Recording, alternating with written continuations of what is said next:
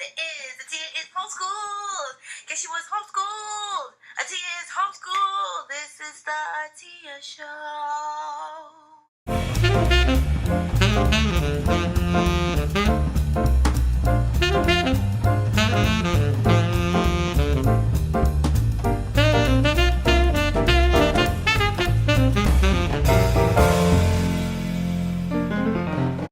Hello, and welcome to my first official episode of Atia was homeschooled. Yeah, I was homeschooled. I'm still kind of homeschooled, but then again, I'm not. My name is Atia. Hey, if you don't know me, my name is Atia. I just said that. Whatever. I'm 19 years old, and I was homeschooled from grades 1 to 12. I grew up in New York. I'm an only child. I had a cat named Sue, and she was kind of like she was my sister. I had a cat named Sue, and she was my sister. I have a passion for animal rights. That is my passion. Like, that defines Atia. I also love to act. Love acting. What else? So I stopped officially being homeschooled when I was in the 12th grade. But I officially graduated this year, June 18th. Congratulations to me. The story about me getting my GED. Okay. So like I said, I officially finished homeschooling in 2012. And then I realized that in order to apply for colleges, like the regular normal high schooler graduating does, I have to get my GED because I didn't officially get my diploma. I graduated, but I didn't officially get my diploma. So I was trying to sign up for dates and see what I can do. And I didn't really study. I'll admit I didn't really study. So the first test, I was like, I got this. I did my thing. I did what I had to do.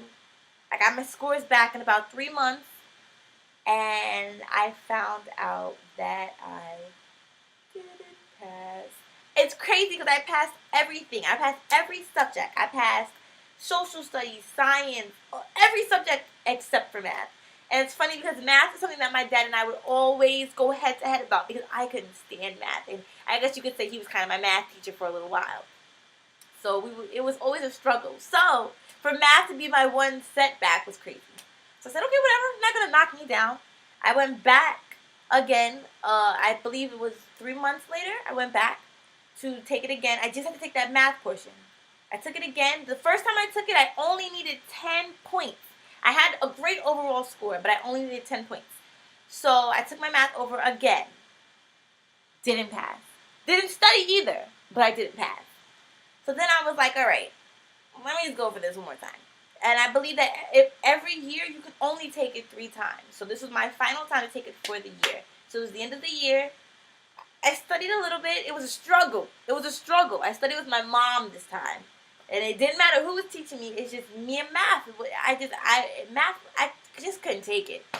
So I went to my test, and I was pretty confident because I had been studying a bit more than I studied beforehand. But I got my results 3 months later and had a nervous breakdown when I realized I didn't pass. It's crazy because I remember sitting in bed, sitting on my mom's lap, and like bawling. Like I really do think I was depressed at that moment. I was bawling my eyes out because I just knew I passed, and it was so frustrating because I only needed 10 points. All 3 times I only needed 10 points. And when you break it down, it's really like you kind of need to answer 2 questions to pass, basically. 2 extra questions to pass, and I would have had it. I just needed 410, and I had 400. So it was killing me.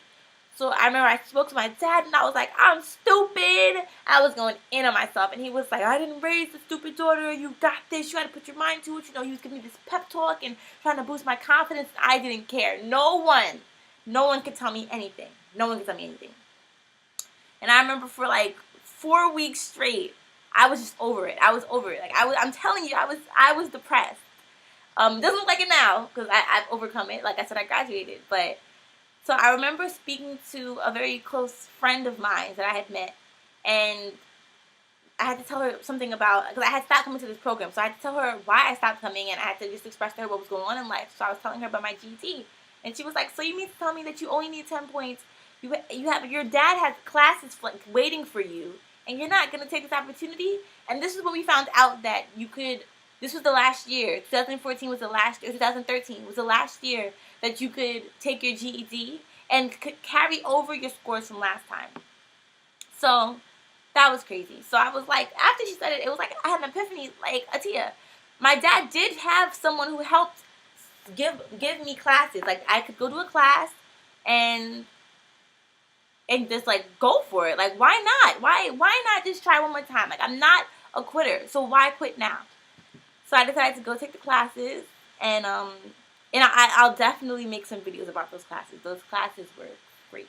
Like, they were crazy. But just know I walked down the aisle on June 18th with my GED. So I'm very proud of myself. Yay, yay. I still have my balloons. They're a little pitiful, but yeah. So that's it. Like I said, I applied for college, trying to be like the normal high schooler, and then I realized that's just not where my heart lies. Like, it's just not, that's not my passion. There's nothing there for me at the moment. But I don't feel like there's anything there for me at the moment in college, so I decided to pursue my dreams in animal activism and also in acting. So that's where I am right now. And the next few videos are going to be some Q&As about college, about socialization, some misconceptions about homeschooling, some stereotypes, some crazy stereotypes. So yeah, it should definitely be cool. But thank you for watching. I love you guys. And yay, me on my first episode. Mwah.